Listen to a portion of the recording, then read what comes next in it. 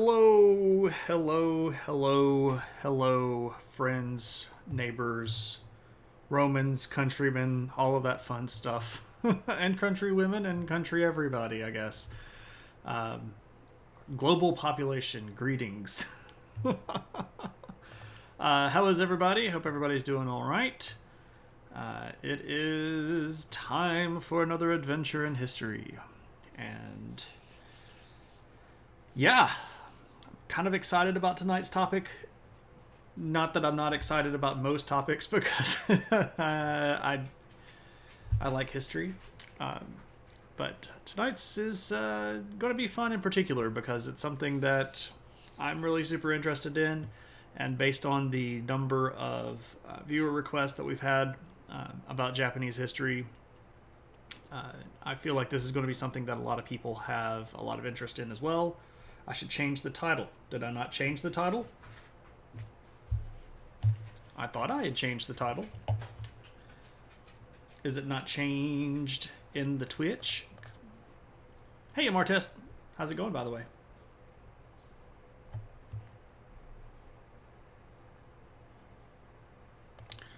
Okay, see, that's weird because I totally changed that. Now I'm wondering why it didn't change. Okay.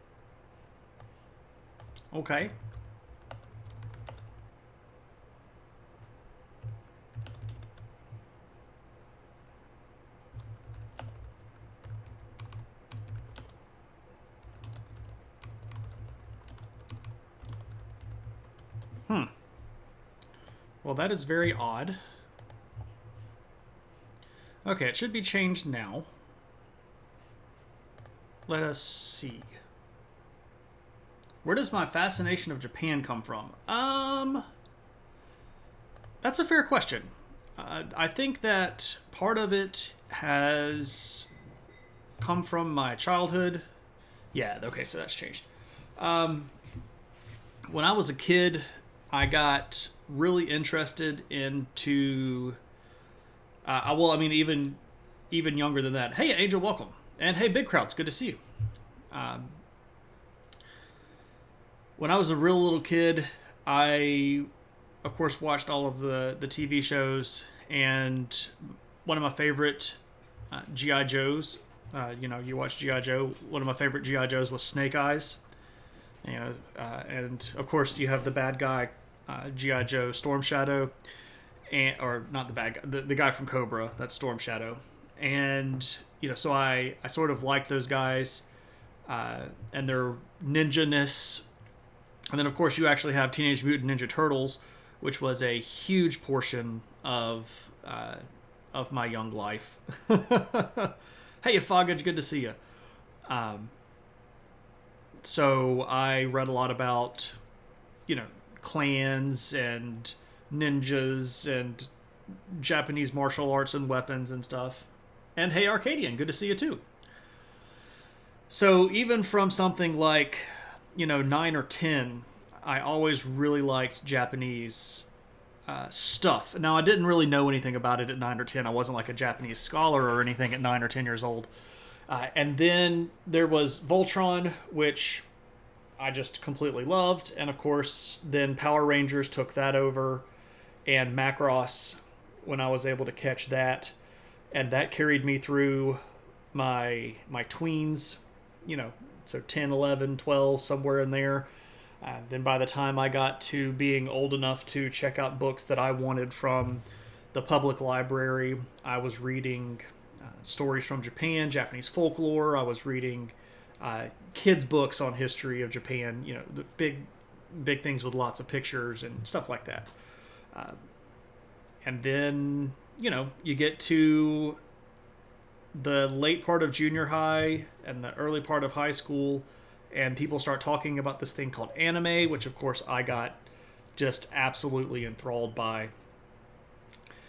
And of course, that just leads one thing into another. And when I decided to go history as a profession, it just sort of lends itself into digging into things you already know a little bit about. And the snowball that I had going from a very young age was already fairly sizable for Japanese culture. And I just kept right on at it. So I've been what you might consider, I don't know, I'm not a professional Japanese scholar, but I have been academically studying Japan now going on about 20 years or so. It's just fascinating culture to me. I really appreciate the differences of the way that they look at things. I think that we can learn a lot about who we are by looking at people that have different beliefs than us. And Japanese culture is in some ways very similar to ours. It's becoming more similar to ours as, you know, the internet sort of homogenizes everything. But there's a lot of interesting differences in the way that they look at things and their perspective on things. It's just always been really, really interesting. So when I started writing, one of the things that I knew that I wanted to write fiction is stuff set in Japan. So that was where I started. I wrote some comic book stuff in there, and then a novel that's based in Japan. So it's just really cool. And I know that's sort of a long-winded answer to a very basic question, but it's kind of an involved question. So I hope that explains something. I could have just said I've been a weeb since I was about 9. That might have been a faster answer. So there's that. But yeah, so we're going to talk about Japan tonight, and we're going to start off way back when it first got settled, and we're going to carry it through our current time frame. So to remind everybody, the show is Adventures in History, where we talk about history in chronological order, and we do so in a way that is easy to approach and fun and goofy and doesn't involve the need for studying or taking notes or remembering things for a test or, you know, all of that other stuff that comes with going to school. I don't like to call these lectures. I like to call them conversations because I very much want people that are hanging out to be involved. I like the idea that not everybody has somebody that is academically involved in history to sort of poke at. I enjoy everybody fielding questions my way, so it keeps me sharp, it keeps me going. But we are covering history in phases. We're currently in about phase number 8, which is looking at history from the period of about the year 100 to about the year 200. And as we encounter new people, like we did last week with people called the Xianbei, we will have a sort of a catch-up episode where we will talk about the people and then sort of bring them from their beginning up to speed. The answer is A. Always guess A and you'll be fine, right? All of the above. I hate all of the above, by the way. When I write exams, I never include all of the above or none of the above or answers A and C or answers D and that's garbage. It's B, but I'll give you half points because you're not totally wrong. Hey, Figment, good to see you. So, yeah, we're about to kind of kick off and move through. As always, please do feel free to ask questions. They don't have to be directly related. They don't have to be super deep questions. They can just be, hey, what's up with that? Or what's going on with this thing? Or what's up with yada, yada, yada. And that's fine. Again, there is no need to feel as if this is some sort of super stuffy academic setting. We're just all hanging out and having a good time. And I'm sort of running my mouth. Rigged. the Autumn. I have yet to win a battle royale in his in his stream. The closest I've ever come is like 3rd or 4th. I've never even made it to the last 2. My little guy is a pink skeleton with green horns, and he is an absolute horrible warrior. For those of you that have no idea what I'm talking about, you need to go follow Autumn Rain Turkel. Let me see if I can shout him out when he's not in the room.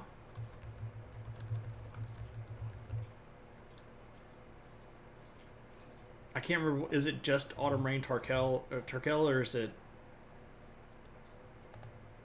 Because it was AR Turkel. Yeah, I think that's it. There we go. See if that works.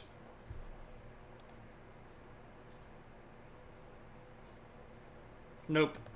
That's wrong because I forgot an N. Don't follow that link. How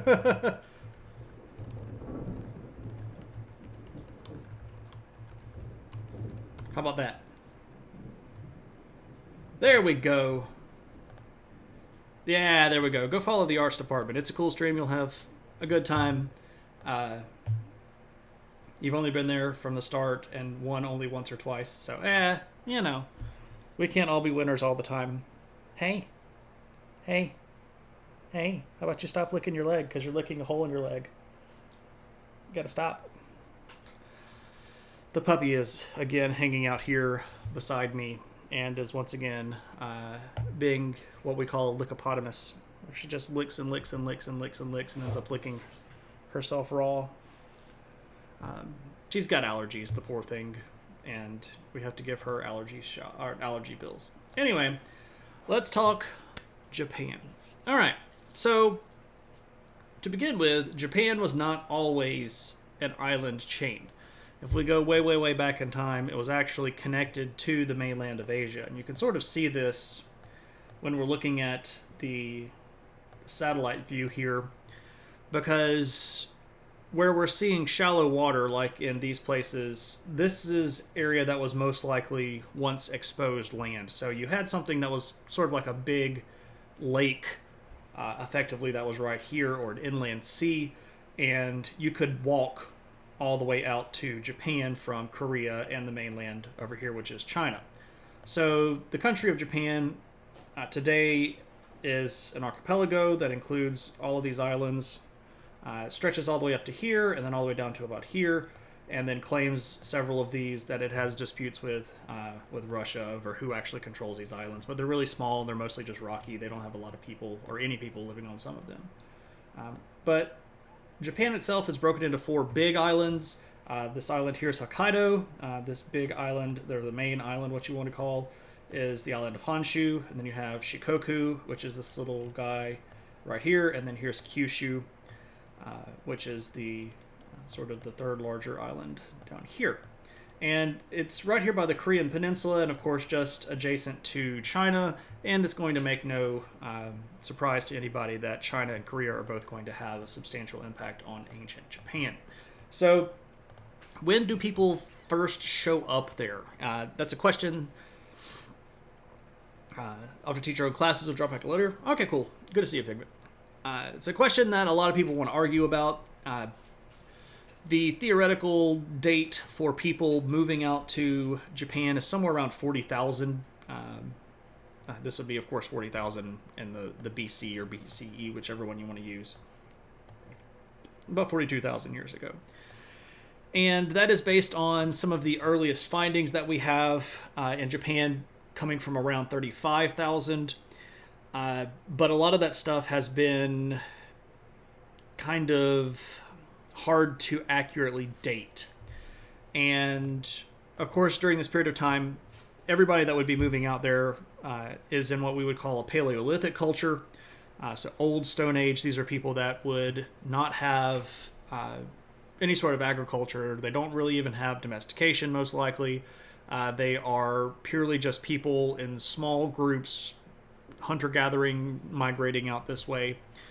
Japan itself is not, and was not even then, an area that has an abundant amount of natural resources, so the population of ancient Japan was always going to be fairly small, which is one of the reasons why it has such an abbreviated history compared to some of the other places that we've been talking about. For example, in Adventures in History, we've been talking about China now, going all the way back to like phase 2.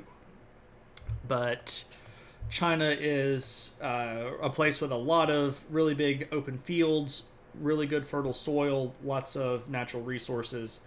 Japan has that, but it is, even back when it was an archipelago, it was still very mountainous. The soil is rather acidic, and the type of animals that are living out there are not necessarily big, what you might consider hunting animals. So if we're following herds of mammoth or caribou or things of that nature, you're not really going to find those in Japan. So once the world gets warmer and the sea levels rise and Japan becomes cut off, that is even more the case because by then, your big mammals are all going to either get killed or die off because of natural competition, and smaller mammals are going to take over. Uh, the largest land mammals that you're going to end up with in Japan are going to be boar, wild pigs, and deer. That's about it. You do have some bear species, but they're smaller bears.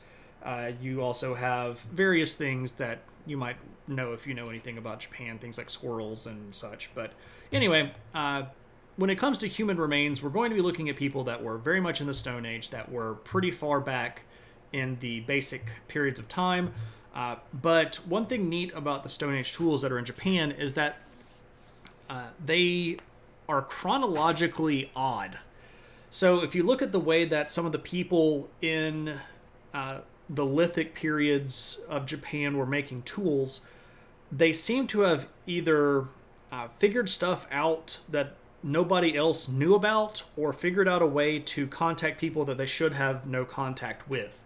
So if we look at some of the photos of Japanese Stone Age tools, for example, these are very advanced. How should I adjust your image of a cave woman for Japan?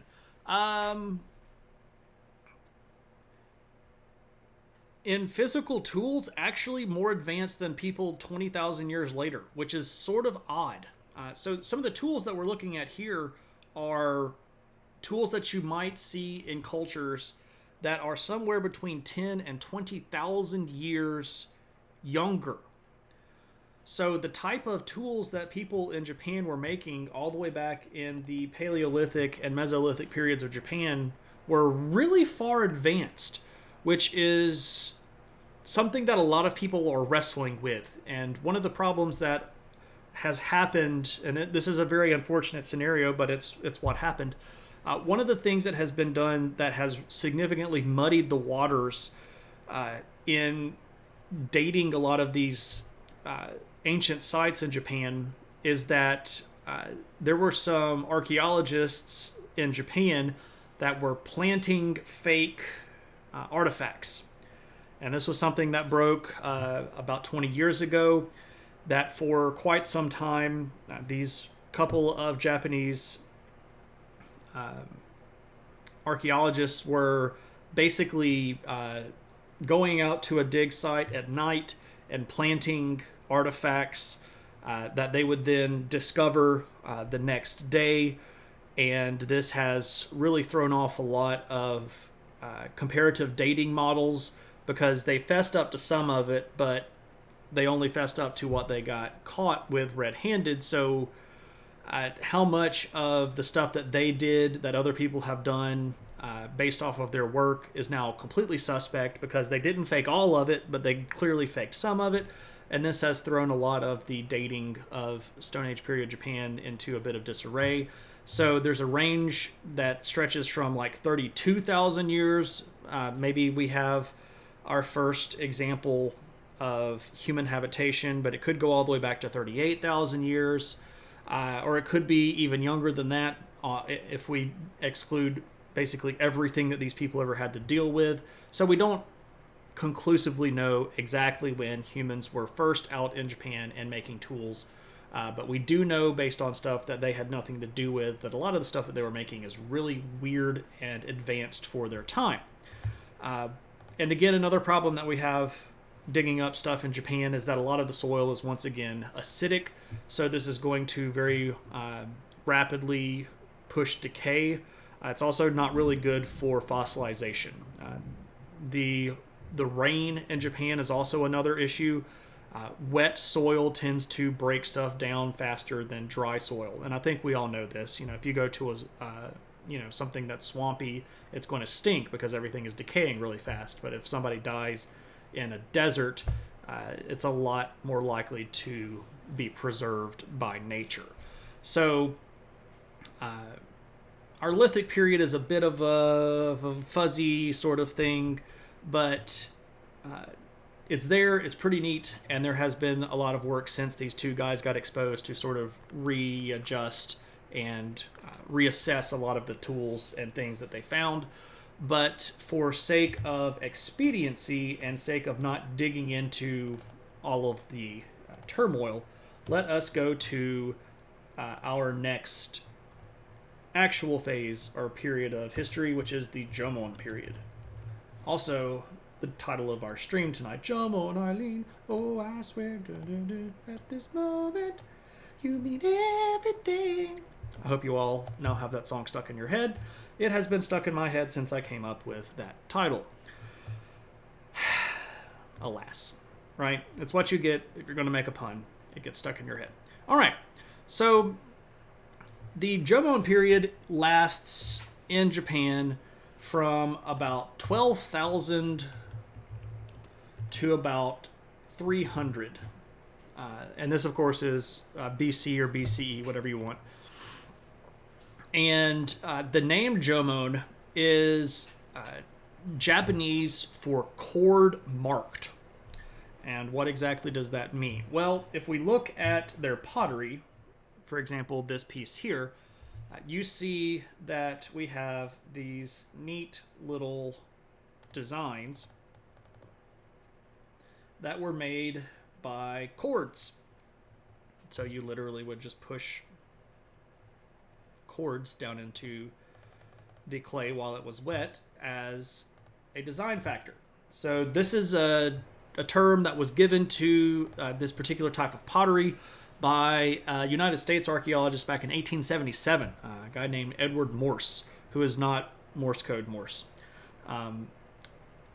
But the fact that the Americans are the ones over in Japan doing a lot of this archaeological work plays back into a stream that we had a few weeks ago where by the late 1870s, the United States had a very significant presence in Japan, and a lot of the early archaeological work done in Japan is done by U.S. and British archaeologists who were given special permission by the government that they had sort of preferential treatment with.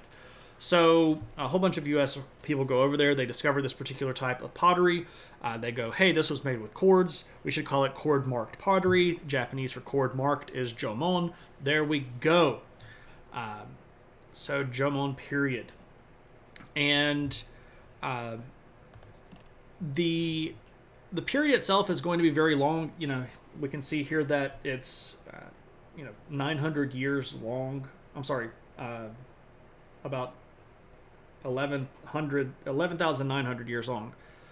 And part of that is because it's going to change only very slowly. So if we look at agricultural revolution moments in other countries or other regions of the world, and then track how long it takes to get from agricultural revolution to the first cities, that is sort of an indicator as how fast they are inventing new technology and civilizing and all of that fun stuff. That period is going to be fairly long for Japan. And part of the reason of that is, once again, the population is fairly low. The number of people per acre is really low, and that means that the natural resources that exist, even though they're not as abundant as other places, are going to be enough to support the population, meaning that there's not necessarily a whole ton of agonizing over who's going to get what. There's enough there to take care of the people that are there. Of course, we know that when people have to fight, this is also one of these big spurs that sort of pushes civilizations to advance or change. If we have to compete for natural resources, I'm going to come up with new things that help me compete. Things like new advances in farming, things like collective warfare and governments, and working together with big sticks and figuring out how to make metal things that fit on the end of big sticks. We all know how that stuff goes. Is this around the time when those cool looking monoliths got made? I'm not certain exactly which cool looking monoliths you're talking about, but a lot of the big standing stone / dolmen period type things that you see in Japan, especially in the central part of Honshu and then the northern part of Kyushu are being made. Yes, Ishinohoden. Um, I don't know that name off the top of my head. Let me give it a quick Google see. Ah, yes. Okay, so the dolmens, the rock houses. Yes. Yes, that would be around this period of time.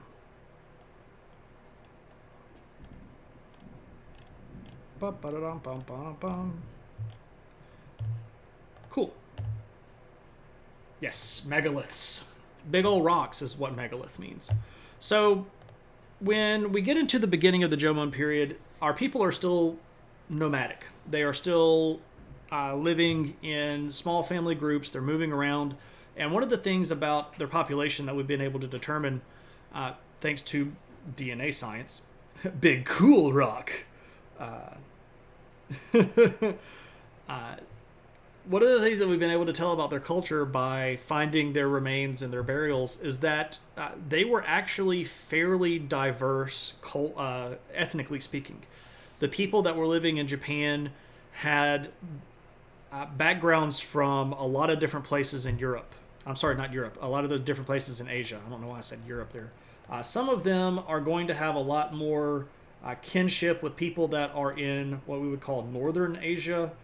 So people up here that would be today living in places like Mongolia or Russia. But some of them are going to have... Ooh, my map's kind of going wonky on me. Apologies.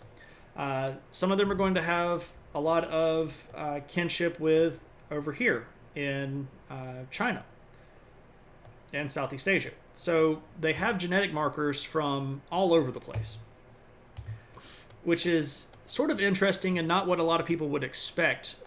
When a lot of people think about Japan, they sort of have this idea that there is the sort of homogenized culture. Everybody's very same. It's sort of insulated and very isolated and sort of monolithic. You know, like they're all sort of one big chunk. But that's actually apparently not the case in the most ancient group of people. Now, over time, because Japan is isolated, of course, their genetics are going to be much more related through the course of hundreds and hundreds and hundreds of generations. But genetically speaking, when they begin with people from Northeast Asia, people from Central Asia and South Asia, and it's even different depending on where you are inside of the islands. This might be not too terribly big of a stretch to imagine, but the people that are down here in the southern part of the islands typically have more genetic markers that put them with places like China or Korea, and people here in the northern islands tend to have more in comparison with people from northern Asia. And the island of Honshu is a bit of a mix of all of them. So there's a little bit of genetic diversity, but it's pretty clear that during this early part of the Jomon period, you're going to start seeing people move towards a bit more of a homogenized physical culture. And physical culture, of course, is the stuff that we use to describe the things that they use, right? The clothes that they're wearing, the pottery that they're making, the tools that they're using. We start seeing all of that more or less look alike. And this, of course, is because people come into contact with other groups. People will leave one group, go to another group, bring their ideas with them. But dating during this period is almost exclusively done through pottery. Pottery, again, is going to hold up a lot better than a lot of the other physical items that they were using, stuff like baskets, clothes. Most of their clothes at this time was made out of either hide or flax stuff, which, if you leave natural materials out in nature, they're going to get eaten. But again, this image right here, this is actually a very early piece of pottery from the Jomon period, and you can even see here that it's got some little holes with which to carry it. And your early pottery is going to be pretty indicative of people still moving around, right? We still need to carry things. We still need to be aware of how much weight we're bringing with us. We're not using these necessarily to for daily eating out of use. We're using them mostly to hold things as we're moving from one place to another. So over time, that's going to change. As we move through the Jomon period, I've got some other pictures that I'll show you in just a second of Jomon pottery. The pottery gets both larger, thicker, more durable, and much more ornate. So if we're looking at agriculture, so agriculture is going to be the big thing that marks the Jomon period's distinction from the earlier, the Paleolithic or the Mesolithic or Neolithic, whatever you want to call it. And during this period of time, in what's called the incipient Jomon period, the beginning or the nascent Jomon period, you're going to start seeing them tending nature. And this is something that happens a lot. If we find this in a lot of different cultures as a first step towards agriculture.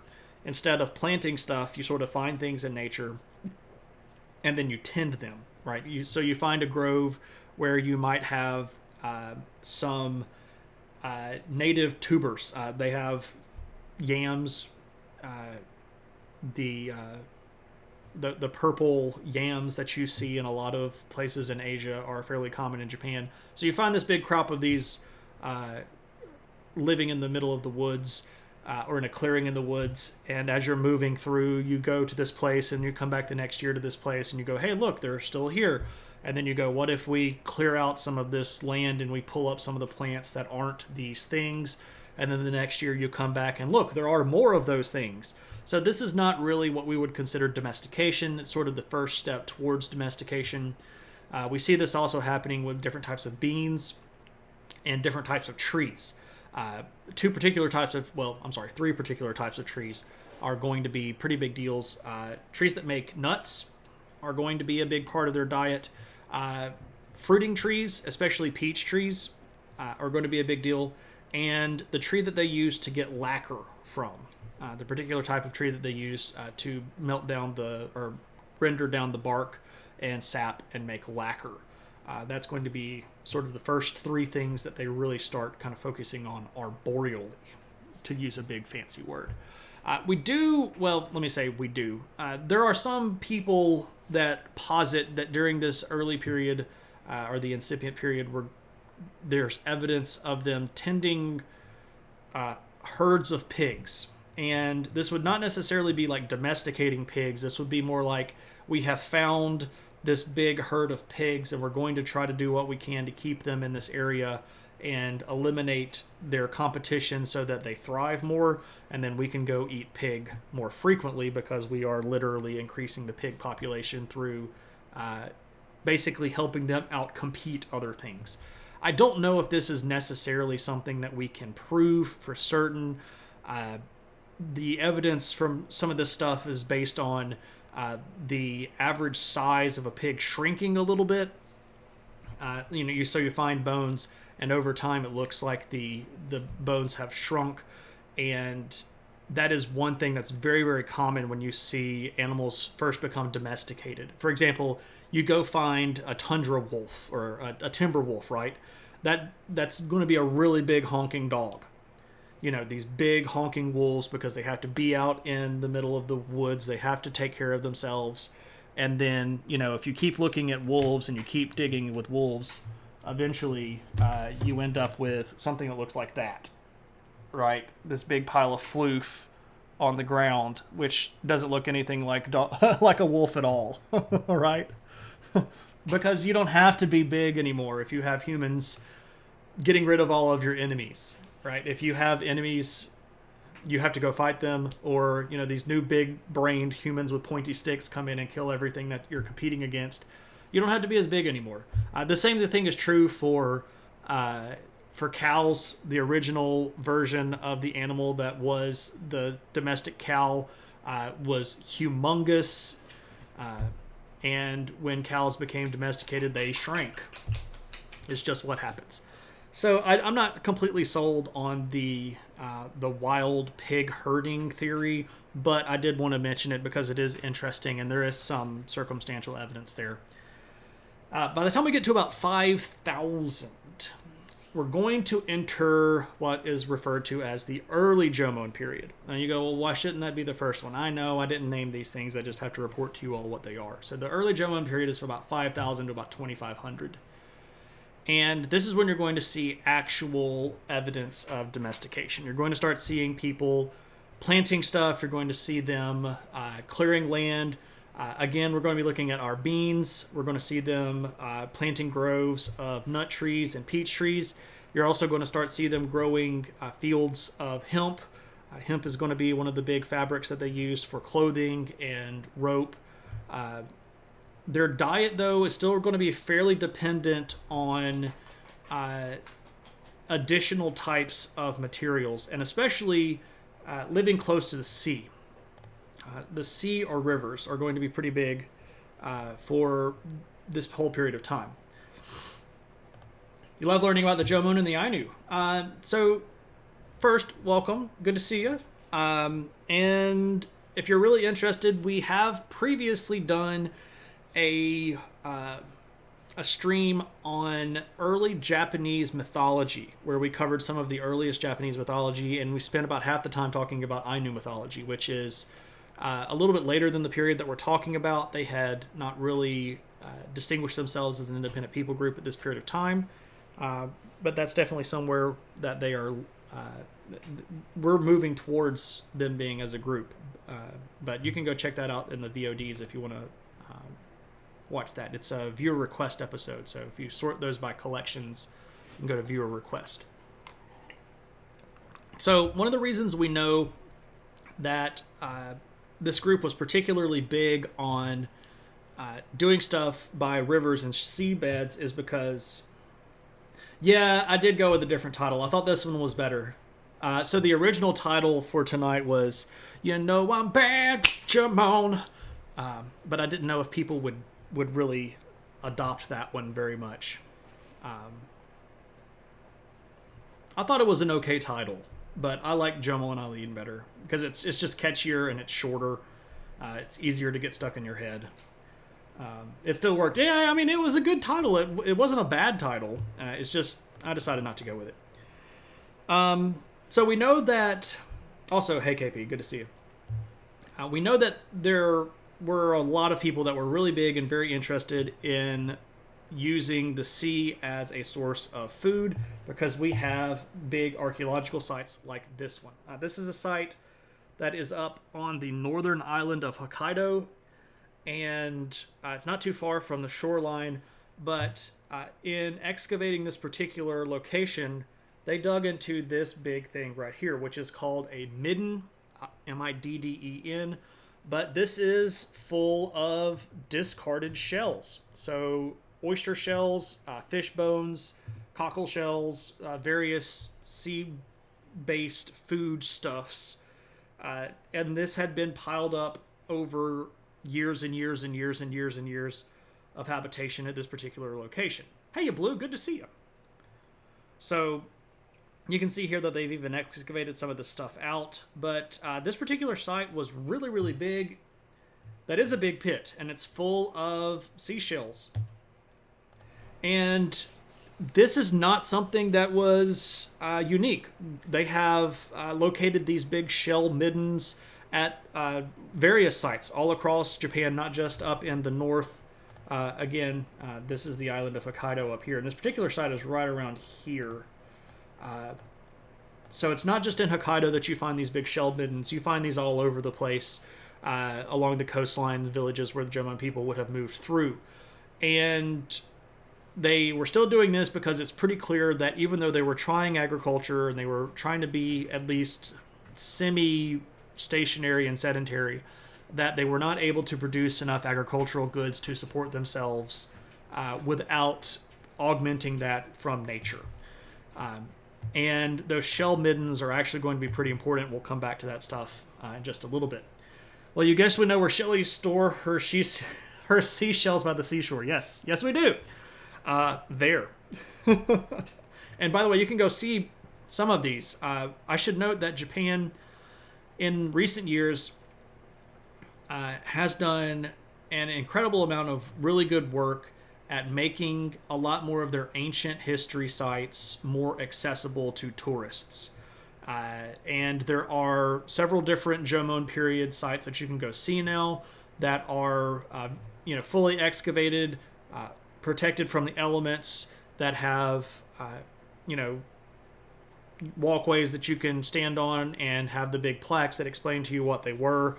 museums on site that show you some of the things that have come out of that location. So there's a lot of good work being done in Japan to preserve a lot of these ancient sites, which just makes me want to go see them more, right?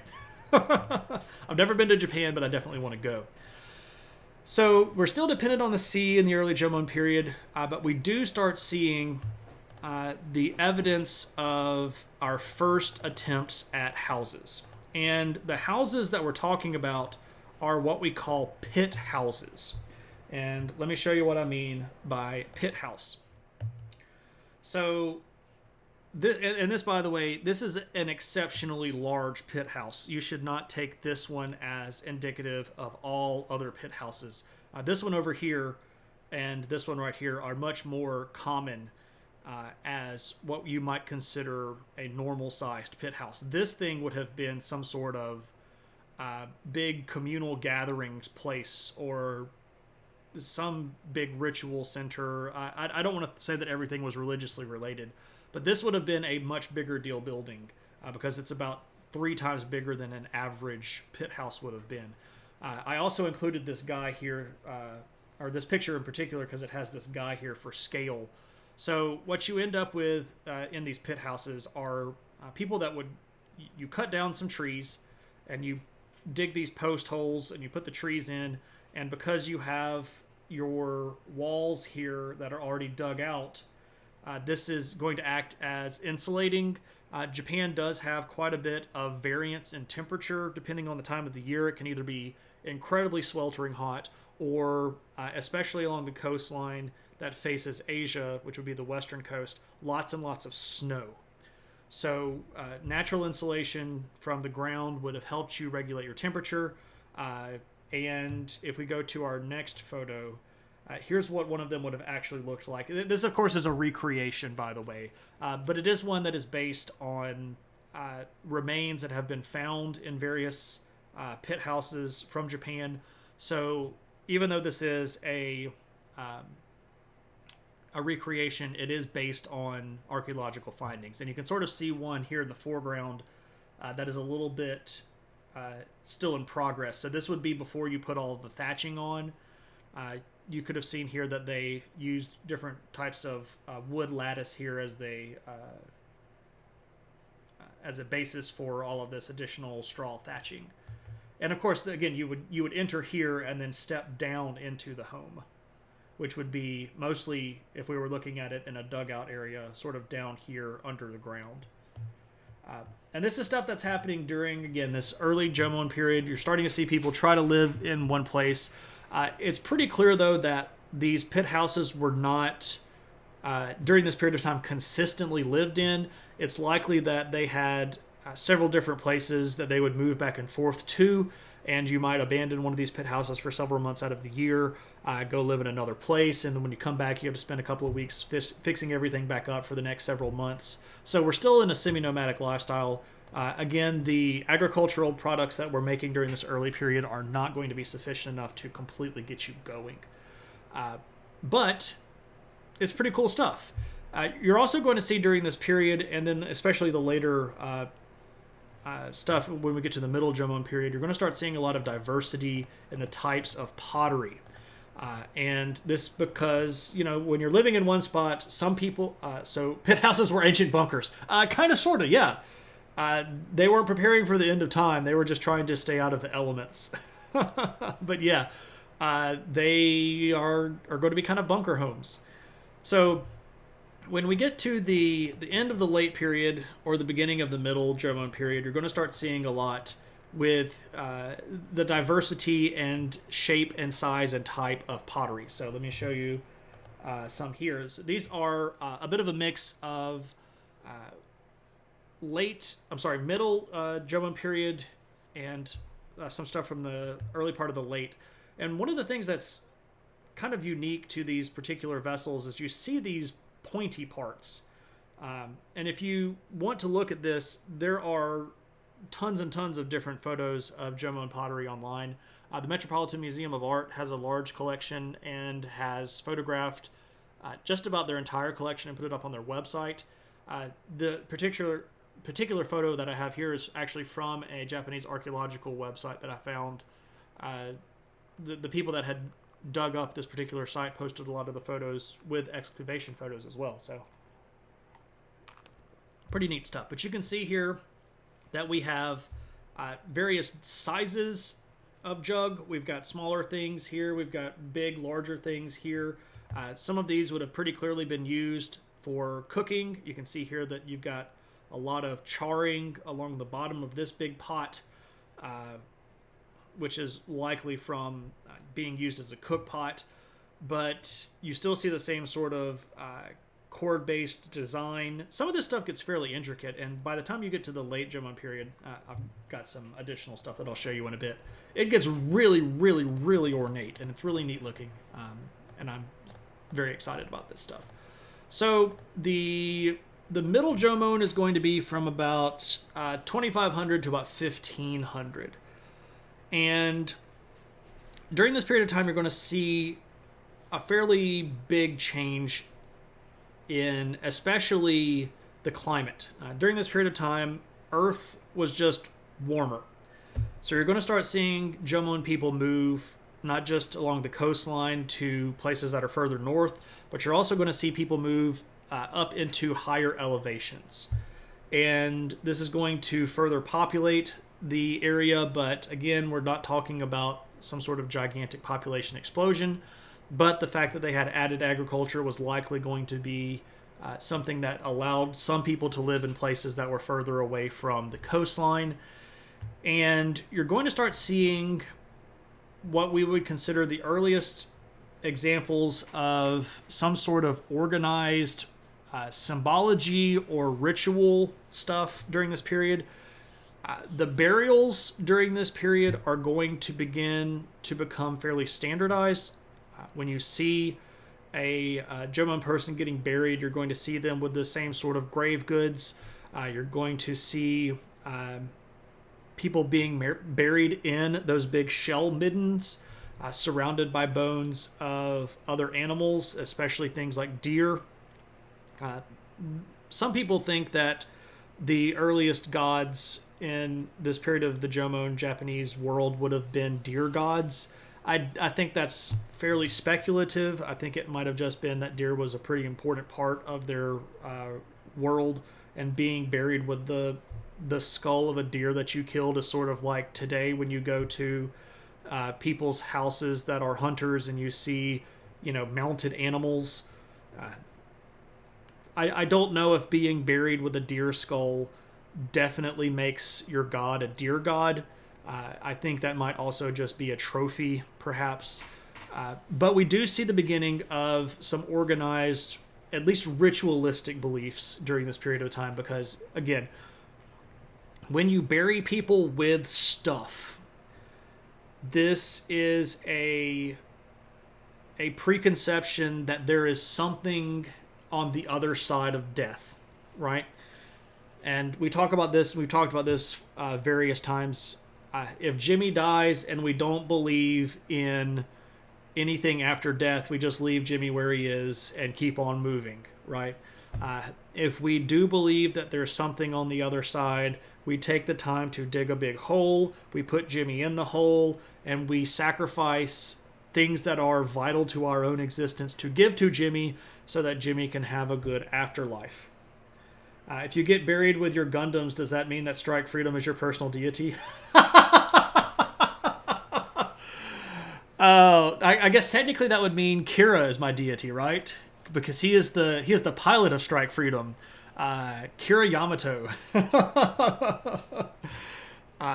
He's a bit whiny to be a deity, I think. Oh dear God, I've been buried.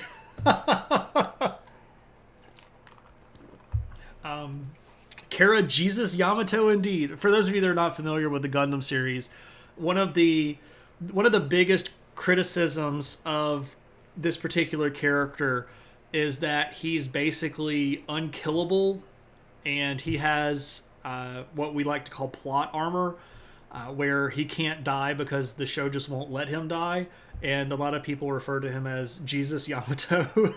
By the way, he is the pilot of this Gundam right here, which is, by the way, my favorite Gundam. I'm going the wrong way. So this guy's Strike Freedom. and Kira is its pilot. So yeah. And he is almost universally reviled. If you go to Japan and ask people in Japan who the worst Gundam pilot is, a lot of the people will say Kira Yamato. I don't agree with that at all.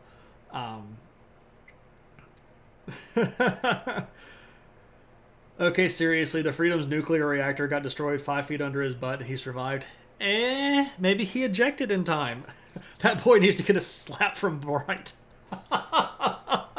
Okay, then for those of you that do not know, one of the recurring tropes in Gundam is the main character getting smacked by somebody that is higher up in the pecking order than they are. And the first Gundam show, the main Gundam pilot is a guy named Amuro, and he gets smacked by Noah Bright, who is the captain of the White Base, sort of the good guy ship in the first Gundam series. Earth Federated Space Force Officer Manual, page 35, paragraph 4. Yes. I'm not going to read what KP wrote, but it's slap that guy. I'm going to have to I guess copyright that joke. That's a pretty good one. Anyway, but you get the idea, right? So if you're buried with your Lego collection, does that mean you worship Legos? It's not always that thing. One of the things that people get very excited about is we don't know what this is, so we'll call it religion. But that being said, we do know that there were religious things going on during this period. And one of the other largest examples that we know about are these things called dogu. No, cancel. Dogu. What is a dogu? Well, let me show you. This is a dogu. So this is a figurine of a woman, and you go, how do we know that it's a woman? And I can say, well, if you look closely, you can tell that it's a woman. Not doju. Much maternal. Very statue. Wow. Dogu. So you see these all over the place, and these are pretty clearly women statues, or some. Well, that one's a woman statue, right here. Such statuary, mini wow. But you see various types of these little guys all over the place, and they pop up all over. You see them in homes, you see them in buildings of various sorts, and these are pretty clearly some sort of little either religious figure, household deity kind of thing. And we get this because of the way that they show up sometimes in homes or on little earthwork pedestal things. They might be some sort of not replicant, but image of maybe an ancestor. But the prevailing theory is that these are going to represent earliest cultural figures of deities, especially the fact that so many of them are women.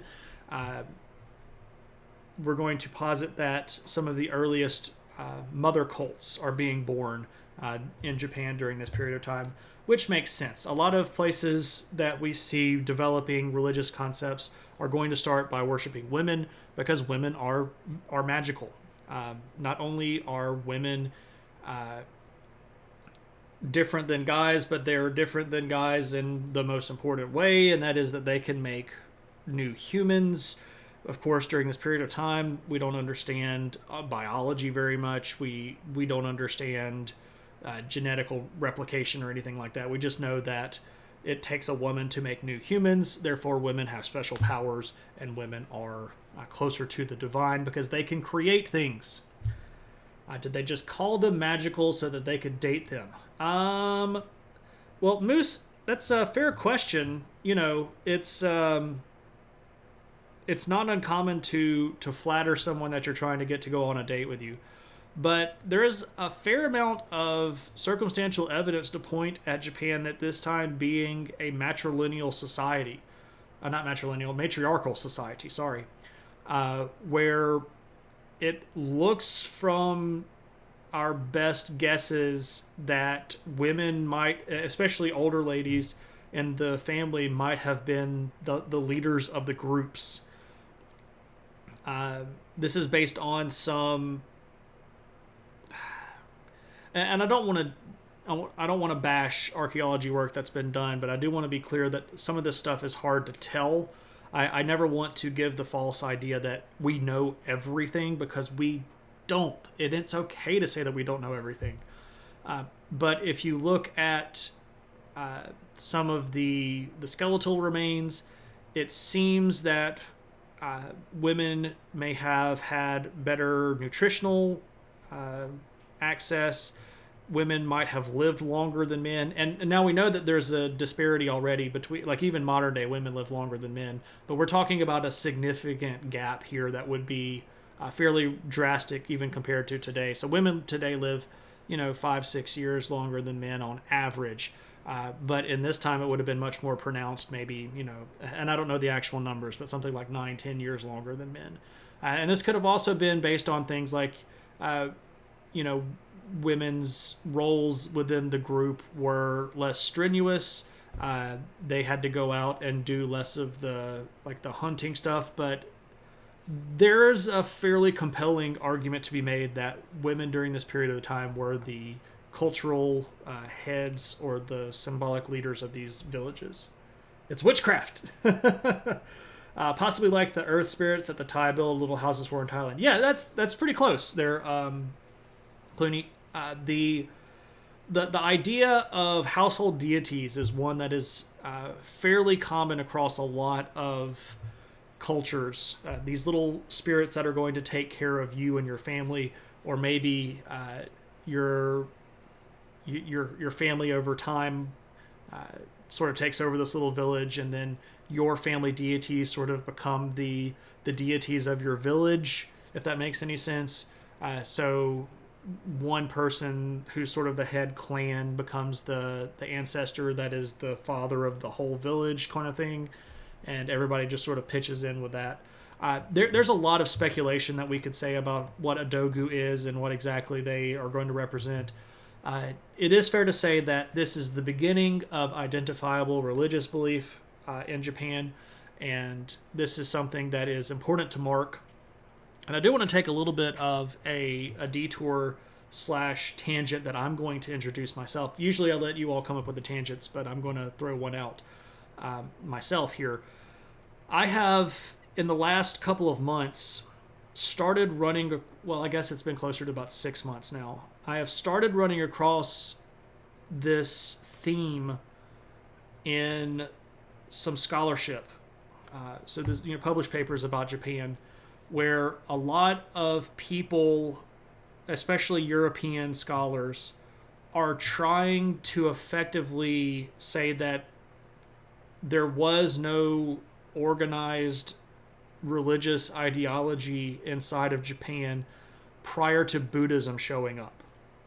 And they basically they're targeting the Japanese native religion, which is what we call Shinto, and they are saying that Shinto did not exist prior to Buddhism existing, and that when Buddhism came over from Korea, and this, by the way, is in the 550s of the Common Era, AD, or whatever you want to call it. So this is like 3,000 years after we're talking. That Shinto didn't exist until several hundred years after that, like in the 700s or 800s.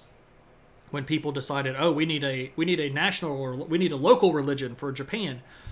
And I really want to push back against that. I think that is a very dangerous idea. And I don't say dangerous like people are going to die from it. I don't think that is a tenable concept. I don't want to. I don't even want to share the links to a lot of this stuff. If you're interested in going and looking it up, you can go look it up. But I don't want to share it because it's just bad history. And one of the things that a lot of these people are arguing is that this concept of having a native religion is a very westernized view of things, and because we in the West identify things with a natural or a regional identity, that we force this idea back in time, that we must have this thing to make ourselves understand Japan. So we have created through Japanese history this thing called Shinto, and then we have made it an important thing, and there's not really any evidence for it. It's basically just Japanese Buddhism. I think it's very ironic that they hold that position, because that position itself is very, very pompously Western, because it precludes the idea that just because something is not being done in the way that we define a religion in the West, that it is not a religion. And that just, it really hacks me off. I think it is very, very sloppy scholarship. And a lot of this has come up recently because Japan has been doing a lot of promotional material for the Olympics. And one of the things that they have been doing is putting out a lot of promotional material, a lot of videos, a lot of stuff on YouTube that sort of showcase Japan. And one of the things that they're focusing on a lot is this idea of Shinto, Shinto shrines and deities and things. So a lot of people have been sort of looking at this and going, oh, well, that's not even really Japanese. That could poison the well of knowledge about Japanese history. Absolutely. And that's why I do think it is so dangerous, because if there is an entire generation of scholarship brought up that wants to ignore 3,000 years of Japanese religious culture, I think that's really dumb. We know that they had religious ritual, symbology, organized concepts of religion going all the way back to this period that we're talking about tonight in the 2500s BCE. It was a long honking time ago that we know that they were doing this stuff. And to say, oh, Japan didn't have a native religion until Buddhism showed up is effectively wiping all of that out. And I think it's silly. So that was my tangent. We can bring ourselves back to the actual topic at hand now. One of the things in the middle Jomon that we're going to start seeing sort of a growth of are neat little new things. So small things that are going to add big value to their lives. And one of those is stuff like this. Fish hooks. Fish hooks for big fish and fish hooks for small fish. These are, of course, all made out of bone. Some of these are made, some of these are, of course, I keep saying this and I shouldn't say it that way. Some of these are bone and some of these are antler. Because deer's antlers were a pretty big tool. Like this guy right here is antler and these are bone. But you start seeing fishing on a bigger scale, like undercoating. I'm not sure exactly what you're referring to there, KP. I apologize for missing the joke. And you also start seeing, during this middle Jomon period, people doing more elaborate burial stuff. For example, the break screen. I don't know why I keep clicking on the break screen. You start seeing them using pit graves. So this is a big pit. The dealer told you that undercoating was a small thing that would add big value to your car. And how much did it cost you to get the undercoating? And has it been a value to your car? But what we see here is the actual burial site and goods of the individual. This would have been the larger burial site themselves. So they dug out this big pit and they put Jimmy in the middle and they filled it back over. So here's a big, just 10% of the car sale. Woo! That's a lot. So larger burials indicate more time, more free time, which means that we're starting to create more food, which means that we're starting to have the beginning of specialization. And by the time we get to the late Jomon period, the late, or what we call the final Jomon period, which runs from 1500 to 300, you're starting to see a lot of diversity in tool making, a lot of advances in tool making, and you start seeing stuff like this. These are harpoons, because in the final Jomon period, one of the things that people, especially in the north of Japan, start figuring out how to do is hunt whales. So you have fishing boats that would go out and hunt whales. So you see various types of harpoons that would be used to, of course, throw into either the big fish or the whale and then reel that junk in. The road salt hasn't eaten your car because you don't live in an area that uses road salt. So you start seeing harpooning, which is indicative that we also have, new things to add to the diet. A variety in a diet is a great way of showing that we have sort of become very comfortable with the area that we live, and we're able to harness a whole bunch of stuff going on. Cool things. Also, the pottery becomes a lot more ornate, and we get stuff like this guy. Clean burning whale oil. Oh, Dishonored. Such a good game. I really want to play the second one, but my computer won't push it right now.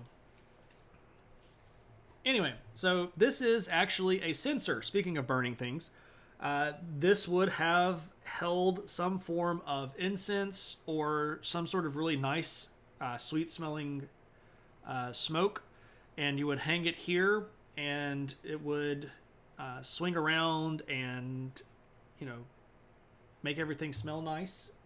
These could have been used in ceremonies or rituals, all kinds of cool stuff.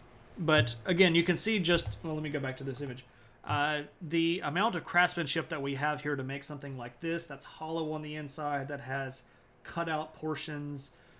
So the ability that you have to make this sound as an object, structurally sound, while still leaving all of this stuff intact, that's indicating that we have a lot more skill going on. Things are definitely moving in the right direction. So one thing that is going to happen during this final Jomon period is that the population is actually going to drop a little bit, which is kind of weird because you might think that it would be weird for the population to grow and them have more skill and technology, but then for the population to drop without some form of plague or something. But what's actually happening is that the climate shifts and it gets significantly cooler. And because of that, a lot of the regions where they had been growing crops are going to become unarable. You're not going to be able to grow as much anymore. And you actually see some small groups that were on the sort of transitionary cusp go back to nomadism or semi-nomadism. So you're going to start seeing a cultural regression because of this drop in the climate. But this is also going to be a period of time where, because of this drop in climate, places that had higher populations are going to be under pressure. And one of the places that had a fairly sizable population that's going to be feeling this climate change shift is Korea. So somewhere between about 1500 and 900, you're going to have a big wave of migration of people leaving the Korean peninsula and coming into, especially here, the southern part of Japan, the islands of Kyushu, Shikoku, and the bottom part here of Honshu. And Korea had a lot of previous exposure to people over here in China. Are we going to have a wah? No, we're not going to have a wah. They're just going to sort of move in, and because the population of Japan had dropped, there was room to accommodate these individuals. But if they were to go to war, the Koreans would have beat the mess out of them, because the Koreans are going to bring with them technology that they had learned from China. And two things are going to be incredibly important in this migration. Number one, they bring over wet rice agriculture. And we're fairly familiar with that. If you've ever seen a rice paddy, that's wet rice agriculture. This particular method of growing rice is basically one that allows the rice to compete, or allows the rice to grow without competition. The flooding of the field is actually to keep weeds out. You can grow the rice by itself, but when you flood the fields, it keeps all of the other weeds out, and the rice can just grow by itself without competition. So it grows larger and produces more grains. What no wah? Bus green. Okay, now let's be careful with the. Let's be careful with the stereotyping here. I get the joke, but so the Koreans are going to bring over the wet rice farming, and they're also going to bring with them metalworking. The Koreans had bronze and iron stuff with them and knew how to make stuff out of bronze and iron and copper. And of course, that is technology that the people on Japan did not have. And if they were to go to a big fight because the Japanese people were trying to push out the Korean people, 4K orc. Okay, so I am. If that explains it, I will admit I am absolutely, completely uneducated when it comes to any of the Warhammer 40K stuff. I don't know a thing about Warhammer 40K. I know that there are orcs. Well, and now I'm contradicting myself when I say I don't know anything. I'm going to say like, oh, I don't know anything, but I know this. Like I know that there are Marines, I know that there are zombies, and I know that there are orcs. I know very, very little. Okay, cool. I didn't know that, and I did not mean to overreact if I did. So we're all cool. So the cultural differences are going to start being much more pronounced at this time. Because the Jomon culture in the south is going to have exposure to this big influx of people from Korea, but that is not going to be the case up in the north in Hokkaido. In fact, those people are mostly going to be cut off from a lot of the goings-on down here in southern Japan altogether. And this is one of the moments where we get a sort of a divergence in culture, and the people that live here in Hokkaido or the northern part of Honshu are going to go on a different path of cultural change. And this is what is going to lead us down the road to the Ainu that Chaotic Clooney mentioned earlier, who are some of the indigenous native people here in northern Japan. So southern Japan is going to start looking a lot different than northern Japan at this period of time. So big new changes, big new population shifts, new technologies. This is going to transition us into a new period in Japanese history that we call the Yayoi period. Yayoi period. Whee! And this runs from about 300 to about 300. And I know you're like, that lasts 1 year. This is 300 BC to 300 AD. There we go. So, what is up with this Yayoi period? What's the skinny? What are we getting out of it? What are the big changes? Well, the biggest change is the population. With wet rice agriculture, the population is going to explode. There is going to be a big blow up in how much food that can be made. And this is going to, of course, accommodate a population growth like crazy. And when you see populations grow, what comes with that? We all know it comes with that. Competition. When you're all trying to farm the same area because Japan has limited farmland and your population is going up, well, guess what? That means you gotta have more stuff. You gotta have more locations. You gotta move to new places. That place has already got people living there, so then you're going to end up in competition with those people.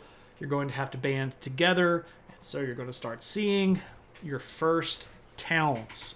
That's right, we are moving towards a fully sedentary lifestyle with big towns verging on cities where hundreds of people live in locations. And lucky for us, peace was never an option. Well, I guess it could have been, but we know people, right? if given a long enough timeline, the inevitability that everybody's going to get along drops to zero. Right? So one of the cooler things that we have today is this place, which is in Japan today. This is a completely recreated Yayoi village or town. You can see here that we've got ourselves a nice big wall here. This has been put together by chopping down trees and standing them up on end. We have various dwelling places. We have big buildings with watchtowers. We have really, really big buildings back here. These would have been, well, we'll talk about this stuff as we go. But what we can look at and see here right off of the bat is that we are moving towards collective work.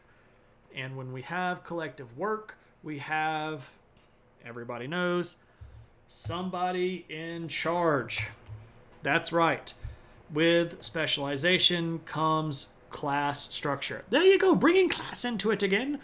That's what happens, though, right? So our first towns are going to be originally organized by local chieftains.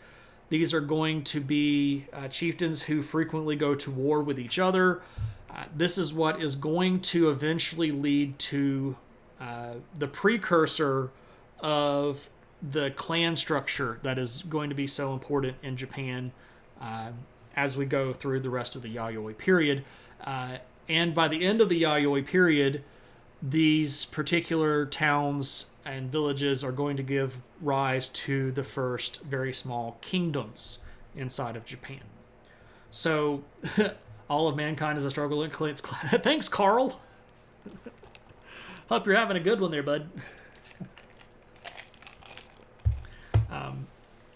Karl Marx wrote so much more stuff than the Communist Manifesto and Das Kapital. I wish Donk. I wish more people read more of Marx's stuff. Marx had a lot of really decent ideas. Now, let me pause, and before everybody starts clipping that and goes, Shane's a commie!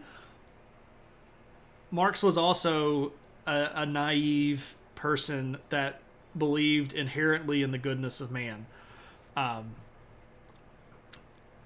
don't know if I do that. You wish more Marxists would read more of Marx's stuff. Marx believed in this idea that if people were given the opportunity to make the right choice, they would make the right choice more times than often. So another stuff that Marx also talks a lot about the effects of work on people, the role of people within a larger society, things like the importance of leisure time, things like being alienated from your work. That stuff is actually pretty good if you go look at it. And again, this is not Shane saying I want to go live in communism, but the idea that if people can participate in the benefit of what they make, they'll be happier, that's kind of a no-brainer thing, right? Most people only know about his leaving a black marks on history. Most people only know about Marx because people like Lenin and Stalin and Mao got really excited about Marx. And they didn't read all of his stuff either, because in China and Russia, the communist revolution didn't go the way that Marx said it should. So, which is why we refer to as Maoism and Leninism and Stalinism and stuff like that. I'm going to go 50 points for that one, Clooney. For those of you that do not know, Chaotic Clooney here hangs out in Cave's chat quite frequently and is the official giver of points for puns. FYI, the leaders of Black Lives Matter are trained Marxists. They stated themselves in an interview. I haven't read that. I don't. Oh, there's the Cave. Speaking of, many people only read what they want to read. Well, and so trained Marxist can mean a lot of different things. I would have to read what they were saying in the context that they said it. Don't forget Cuba. Actually, might want to hold off on that one. Well, right now, Cuba might try. It looks like it might be trying to forget Marx. Anyway, we're off on a tangent that I've introduced again myself. So, well, I don't know if I directly did, because I referenced Monty Python, and I think KP was the one that tangented us off onto Marx.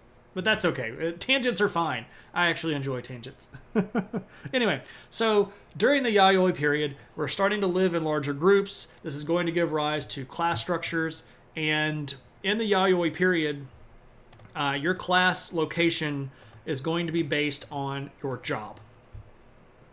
So what you did in the city is going to be based on where you are in society.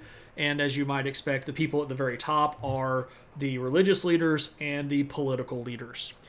We knew this already because if we look at history, the groups that are almost always at the top in these early societies are the religious leaders and the political leaders. So if we look at some of the cool bigger buildings, things like this, this big honking guy right here is one of these big ceremonial / potentially governmental structures. Now, I will say this. We know that they had these big buildings, and the suggestions that something like this would have been a ceremonial or ritual building is based on some pretty strong evidence, but other people would say, no, big buildings like this weren't completely ceremonial or religious in nature. They were also governmental. Perhaps big common meeting spaces is a good way to describe these larger buildings. But anyway, you would see big buildings like this that require many people to make many man hours of time to construct, and these would have been put together for the common leadership of the town or city. Again, you can see your palisade here. And palisade, by the way, is this sort of fence made out of logs that you've cut up. And here you have your watchtower, because we are also going to have people that are part of the watch. So we've got an organized defense system or network that's keeping us safe because, well, guess what? If we have stuff, there are other people out there that might want to take it. So, there's that. So you have your governmental structure, you have your religious structure at the top, but you also have your artisans. And because of the advances in technology that had been brought over by this Korean migration, and especially the introduction of metalworking, you're going to start seeing lots of really neat things made out of metal, like this thing right here, which is called a dotoku. We can see that it's a really big bell, but if we zoom in on this, you can actually see that it's very beautifully decorated.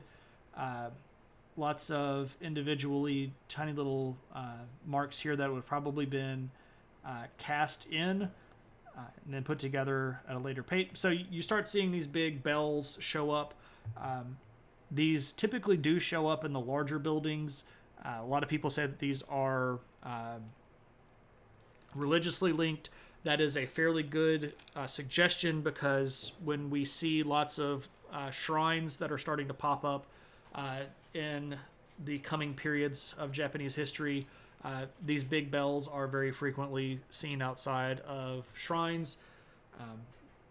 Could they have also been warning bells? Potentially. But if you're just looking for something to make a loud noise to wake everybody up if the bad guys are coming, you're probably not going to put in that much work and detail on stuff. You just want something like a big pot-shaped thing that you can bang, right? You're not really going to want to spend the hundreds of hours it would have taken to make something like this. You also see advances in their pottery. You see nice glazing work being done here. You have the addition of different types of paint. You have all sorts of different patterns, cool things going on around the rim here and around the neck of the jar. So your artisan class is going to be pretty busy during this time. And the growth of an artisan class, of course, is once again indicative of class specialization. People are going to have the time that it takes to make all of this stuff, right? If I told you go make a pot, I mean, some of us might know how to go make some pottery out of clay, but the stuff that we would make would almost certainly not be that cool. Or if I gave you a giant lump of copper and said, make me a giant bell out of this, the stuff that we would make is likely not going to be that cool looking, right? Tangents are tangential to history, correct. I'm going to find a book with leaders, comparing a book to a balanced book read. You just got to mention the California, I'm mistaken. The English are coming. The English are coming. Ring the bell. Right? So, another thing that you're going to see, and we've already seen evidence of this with our watchtowers and stuff in the Yayoi period, you're going to see the rise in fighting. And you have stuff like this guy. This is a bronze spearhead. Pretty wicked looking design too, by the way. I would not want to get stabbed with this big dude. But you do see the rise of weaponry. There are artifacts that are weapons that date prior to this, but they're made out of stone. Sometimes you'll see them made out of bone as well. So sharpened bone that was either made into a spear point or a blade. We're not sure if those were actually used in fighting. You know, so if you kill a whale and you have this big flat whale bone and then you carve a blade out of it, is that something that's going to be good for fighting? Maybe, maybe not. We don't have an overwhelming number of them, so even if they were used for fighting, it wasn't mass produced. But when you see something like these, you're going to find dozens and hundreds of these all over these Yayoi sites. So yeah, these are for fighting. These would have been made specifically for people to use in defense. Because again, with the growth of these cities and things, you're going to have warfare. I'm pretty sure that you'll not like getting stabbed by that. No. Nobody wants to get stabbed at all, period. But, you know, getting stabbed by some big bronze spearhead is... another reason that we know that we have some class structural changes going on during the Yayoi period gets back to our burial structures. Once again, the way that people bury people tells us a lot about the people doing the burying, right? So if you are a common person in the Yayoi period and your family is going to bury you, you're pretty likely just going to get the pit grave. You know, just like I'm going to bury you in the hole in the backyard and you're going to get a couple of jars full of stuff and maybe a nice shirt or something. Depends on your views on vaccination. Stabbing, I mean, I guess you can qualify vaccination as stabs. I don't like needles, so let's just move on past that topic. But if you are one of these artisans, or if you are perhaps a religious leader, somebody that is in the kind of the upper crust of disposable income, you might get one of these. That's right. You can get buried in a big old jar. These are big jar burials, and you would see a hole dug out of the ground, and they would make a big flippin' jar and put you inside of it with a whole bunch of stuff, and then seal you up, and then bury you in the jar with your grave goods. And as you can tell, there are a lot of these. This is a pretty common way for people of some economic means to get buried during the Yayoi period. Oh man, it's a jar. Yeah, absolutely. Coffins. Who wants a coffin? I want to be buried in a giant jar.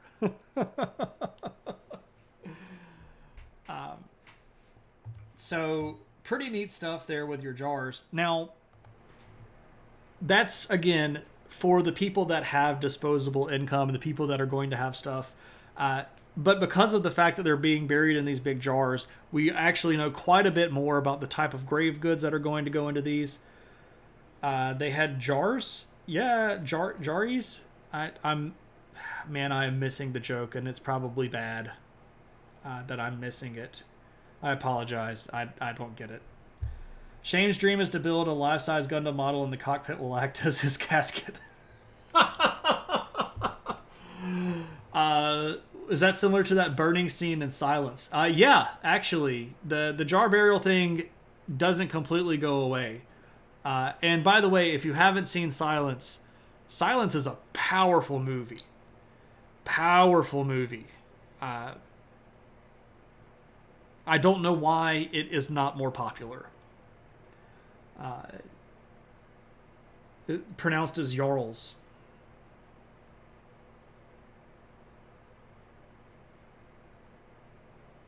I'm still missing it. I'm sorry. Like Jarl from Skyrim.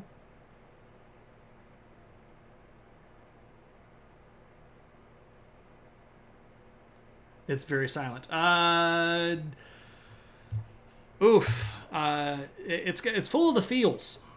Nordic leaders, yes. Okay, so like Jarls in Skyrim, yes. Okay, cool. I am up on the game now. I just was thinking very narrowly and trying to figure out the Japanese relationship there, and I should have just freely associated as I normally do. But you also, so what I was saying is that we know a lot about their grave goods. So you do see a lot of foodstuffs and nice clothing, but you also see religious items, totem items, particular types of jewelry are fairly common, and we're moving on up. The type of physical culture that they had in the Yayoi period is beginning to expand. These artisans are making new things that are cool, and there is going to be, well, I'm getting ahead of myself. Let's not get ahead of myself. But also, if you are the big dude, you can get buried in one of these. I could not find photographs from inside of this, but this is a burial mound. And you all knew me well enough to know that if there were such things as burial mounds to show, that I was going to show one. So this is good old-fashioned tumulus, and this would have been for either one of these chieftains, or if we're at the very end of the Yayoi period, maybe someone that would have had a title that would be similar to king. Something of this magnitude would have taken a lot of work to make, of course, would have had several chambers inside of it, usually three, one for the body and one for the body, one for the cool stuff, and then an outer one where people could have actually come in and performed little ceremonies to sort of commune with the dead person. So if you're a big honkin' leader dude, you get a big... no, not shogun yet. The term shogun doesn't really show up until probably about 1,000 years. Well, it depends on when that particular mound came from, but the term shogun doesn't show up until much later, during a much later period of... is that the entrance to the Avengers campus? Yes, yes. So you go down inside, and that's where all of the Japanese Avengers are hanging out. Hey, David, good to see you. So because we have different types of burial, and these burials are clearly of different levels of input from the outside, we know that we have class structure, and that is going to be put together with our concept of competition, so that we know that we are being led at this point by warrior men, warrior chieftains, or proto-kings, whatever you want to call them. Thor burned the grass out in the front with a Bifrost mark. Yeah. And there's a Rainbow Bridge connection, and everybody just hops on and goes up and visits with Idris Elba, who I think was vastly underutilized in those movies. And it's sort of sad how little they actually used him. He's a great actor, and they gave him like, here, you speak these 4 lines.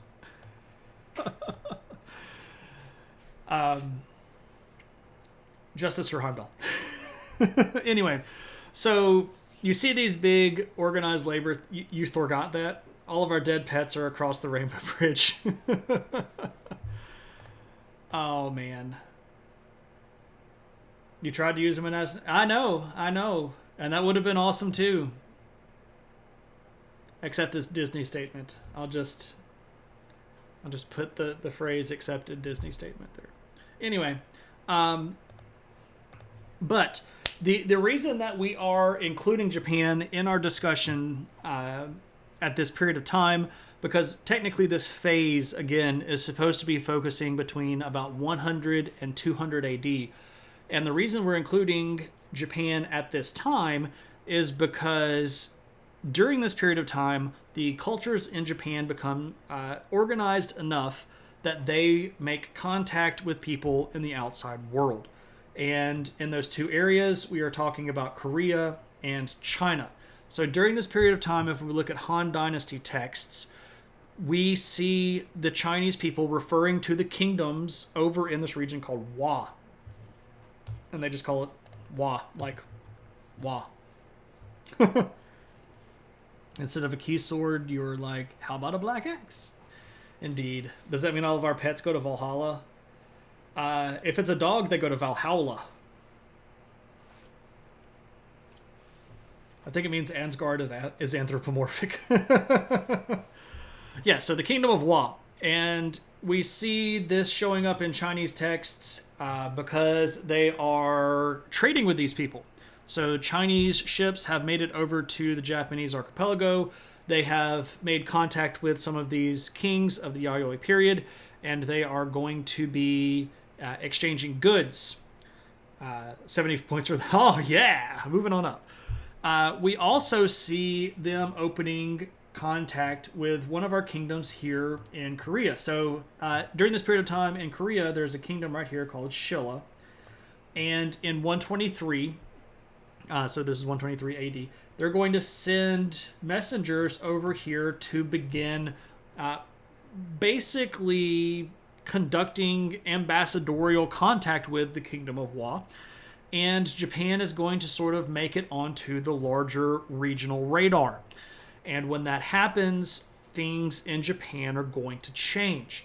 And their presence is going to change other stuff.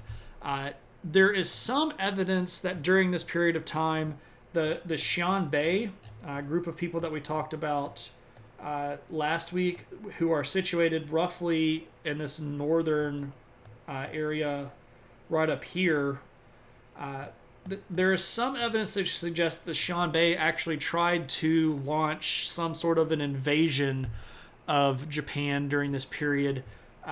It's not really clear exactly what happened because the stories that we have of that are coming from Chinese documents, and there weren't Chinese people there to document it directly. We're basically getting a story third hand from China. So what we can say, though, conclusively for this period of time is that Japan has entered the game. And these small kingdoms inside of Japan are going to grow, and in not too long, they're going to unite under what we're going to call the Empire of Japan, and that is for a later phase. So, that is all that I had prepared for the night. I hope it was everything that you dreamed it would be.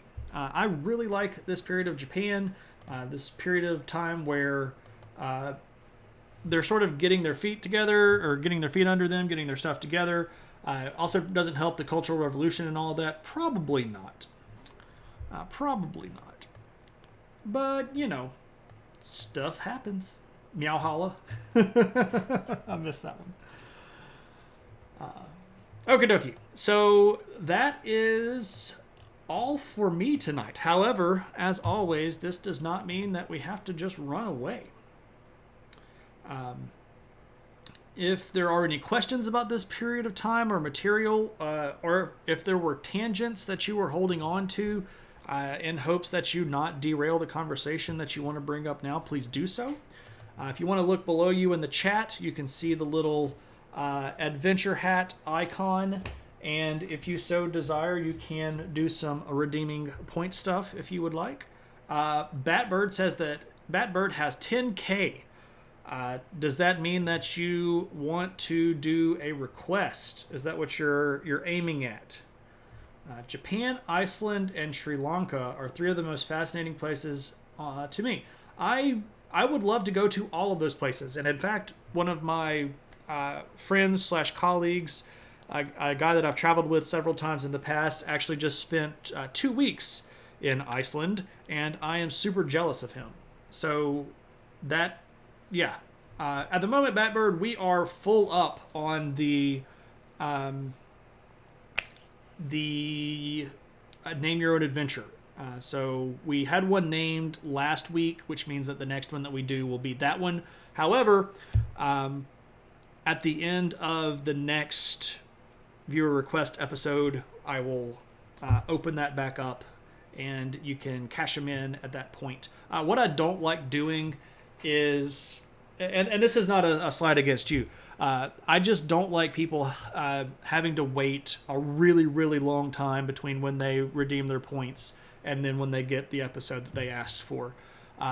And I know that sometime between now and the beginning of August, I'm going to want to take a week off to try to calm down a little bit over the summer break and have some time to just completely decompress.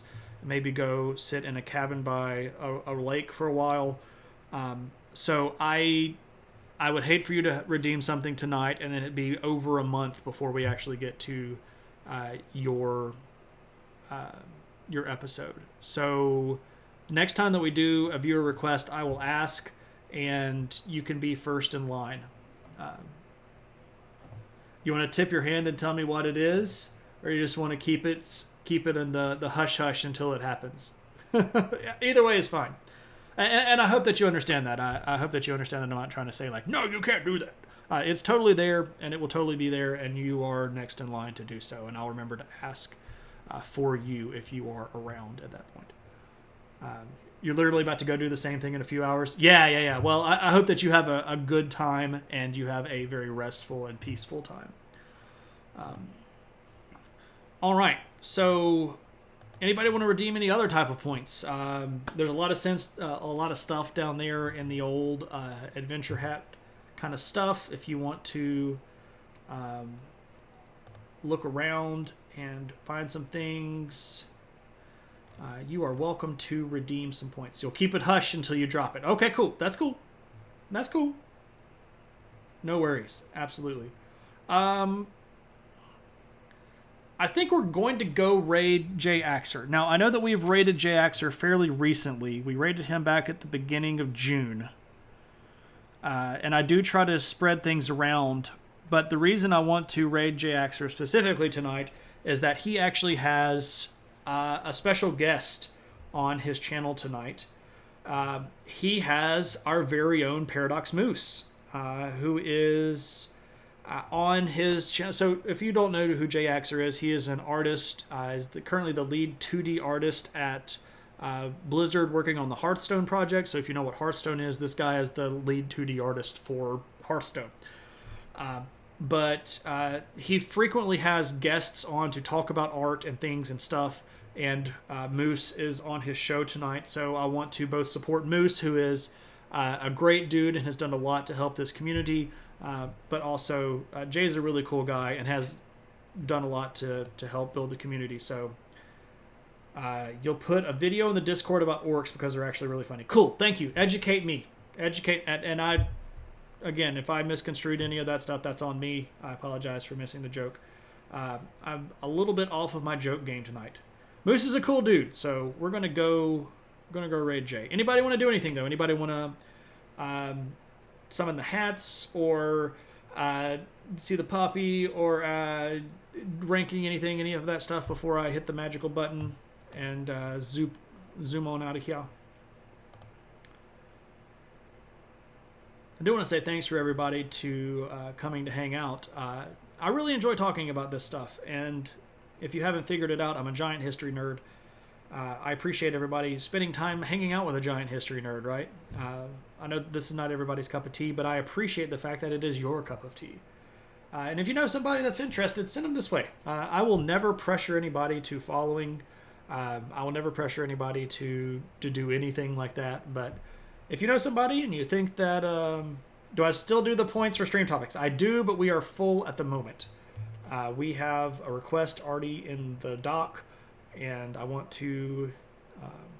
Yeah, you are a history nerd. You would have never guessed.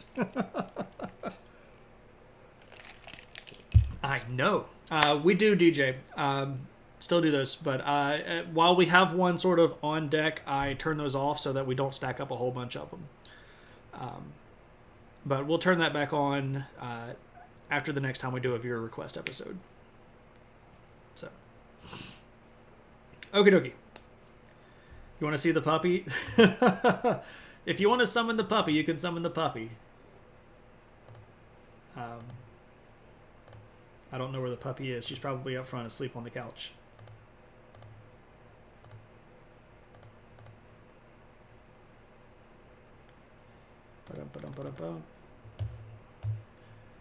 All right.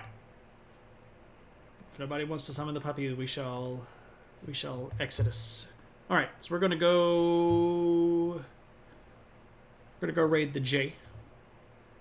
Thank you all so very much once again for hanging out. Had a great time. Hope you had a great time. Least favorite Gundam.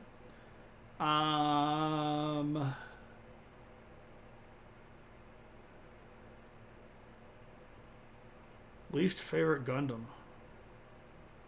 Victory Gundam? Victory Gundam's pretty bad. And the show is also horrible.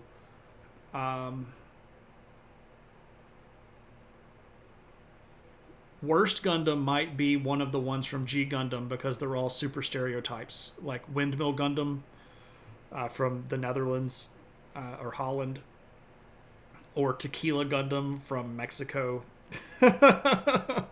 They're all ridiculous stereotypes. The American Gundam is called Gundam Maxter, and he is a boxer, football player, surfer Gundam. Yeah. So just let that one sit in for you. All right, we're going to go raid Jay. Thanks to everybody. Hope you all have a great night. Show Jay some love. Our battle cry when we get there is adventure with exclamation emorks. And if you have any of those beautiful adventure hat emotes, you can throw as many of those into the chat as you wish. All of the Gundams in G Gundam are super cringy. Yeah, pretty much. It's a fun show, and it's not the worst Gundam out there, but it is full of the cringe factor. All right, ladies and gents, thank you all so much once again. The next time that I will definitely be on, well, I can't say. I might take next week off. I don't know for certain. Keep an eyeball on the Discord, and I'll keep everybody in touch. All right, see everybody later. Take it easy. Have a good one.